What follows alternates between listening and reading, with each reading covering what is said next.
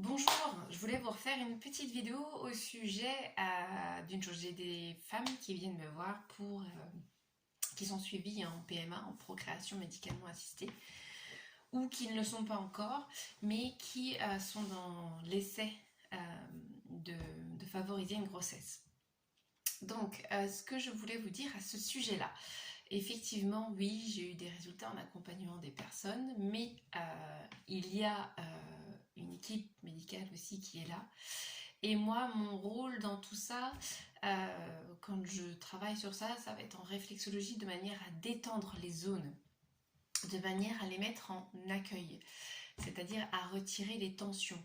Et bien souvent, il y a aussi un échange par rapport peut-être aux craintes des précédents accouchements pour certaines, la crainte de l'accouchement pour d'autres personnes, la crainte aussi par rapport à tout ce qu'on entend avant de faire un enfant ou d'une grossesse à l'autre. Ah oui, mais moi j'ai vécu ça, machin, truc. Voilà, à apprendre à se recentrer et puis à se dire qu'une grossesse n'en est pas une autre. Que l'expérience d'une femme n'en est pas une autre, que ce soit dans la grossesse, que ce soit dans l'éducation, que ce soit dans l'allaitement si vous faites le choix d'allaiter, ça ne se passera pas pareil d'un enfant à l'autre, mais néanmoins il y a une base et ce qu'il faut aussi, c'est arrêter de vous projeter dans le négatif, dans la peur, dans l'angoisse, mais plutôt vous projeter. C'est bien, hein, quelque part aussi cette peur et cette angoisse, ça montre que vous avez conscience de l'acte que vous allez faire. Ce n'est pas anodin de faire un enfant, il faut pouvoir lui apporter tout ce qu'il faut, mais il faut aussi avoir une certaine confiance de se dire ça va venir en allant. Et c'est vrai aussi que des fois, c'est bien aussi de pouvoir évoquer cette crainte que l'on a, que le compagnon ne soit pas assez présent, ne soit pas comme on aurait espéré ou tout ça. Et donc, ça permet de se détacher de croyances ou d'espérances. Et donc, ça évite des déceptions. Ou alors, ça permet aussi d'engager par un autre abord la discussion avec votre conjoint et puis peut-être pourquoi pas de parler de ces choses-là. Et si avec votre conjoint c'est fermé, qu'il ne veut pas en entendre parler, parce que pour lui il n'a pas du tout le même avis, inspirez-vous de cette personne-là, essayez de comprendre pourquoi et de développer ces qualités-là. Ou éventuellement, allez en parler avec d'autres personnes. Donc moi, j'écoute, je n'ai pas d'avis. Allez en parler, pourquoi pas aussi avec une sage-femme.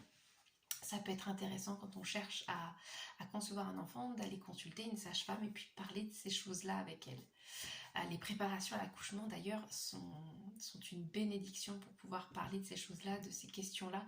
Et d'ailleurs, après l'accouchement, pour celles qui désirent allaiter mais qui ont des craintes ou autres, il peut y avoir un suivi fait auprès de sages-femmes libérales. Il y en a sur Rethel notamment, il y en a aussi à Vouziers. Et voilà, et n'hésitez pas à les consulter et à demander leur soutien. Voilà, petit aparté. Sinon, moi, ce que je fais en plantaire, c'est que je travaille à détendre, ou en réflexologie vertébrale, à détendre, à relâcher les tensions sur les zones concernées, de manière à ce que ce soit plus fluide déjà. On va travailler sur ça et retirer ce poids un peu émotionnel, cette charge que l'on se met pour rien. En tout cas, quand la machine fonctionne bien, on va travailler, même quand la machine a des difficultés. Alors là, à ce moment-là, il y a le côté médical qui va se jouer. Mais pour ma part, il y a ce côté-là, on va travailler sur ça, sur ces notions, ces peurs. Et puis, on va relâcher les tensions au fur et à mesure. Et puis aussi, ce que je conseille souvent, c'était d'ailleurs ce qu'on m'avait conseillé simplement naturellement quand moi-même j'ai voulu concevoir, je crois que c'était au deuxième parce que j'étais un peu fatiguée, deuxième enfant, c'était des compléments alimentaires. Alors à l'époque, ça s'appelait Génifarm, je ne sais pas si ça existe encore. Mais en fait, c'était pour aider à la stimulation ovarienne. Il y a l'acide folique, si je ne me trompe pas, qui est contenu dans la vitamine, je crois, B9. Et ça, vous pouvez trouver ces complexes-là en pharmacie. Et donc, c'était une gynécologue qui me l'avait conseillé. Alors, il doit y en avoir d'autres non. Mais effectivement, des compléments alimentaires.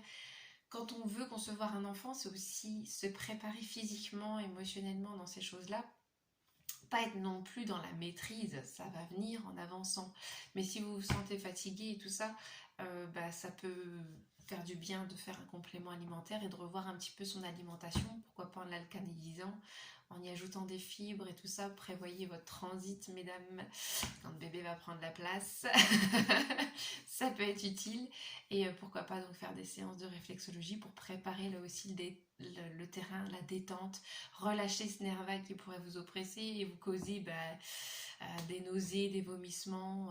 Et quand on est relativement relax vis-à-vis de plein de choses, eh ben, on a la chance de ne pas avoir ce nerf vague qui est bloqué et qui vient nous contraindre et augmenter en tout cas cette sensibilité émotionnelle au niveau du nerf vague. Voilà, c'était juste une petite précision que je voulais apporter.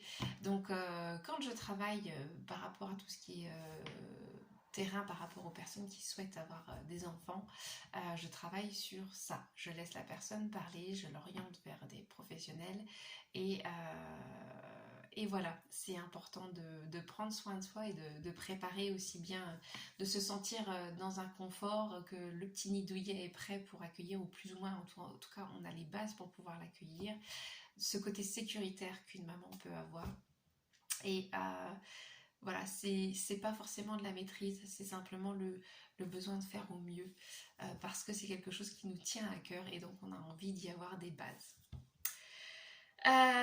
Voilà, et puis donc prenez soin de vous, et puis voilà. Bonne journée à vous, au revoir.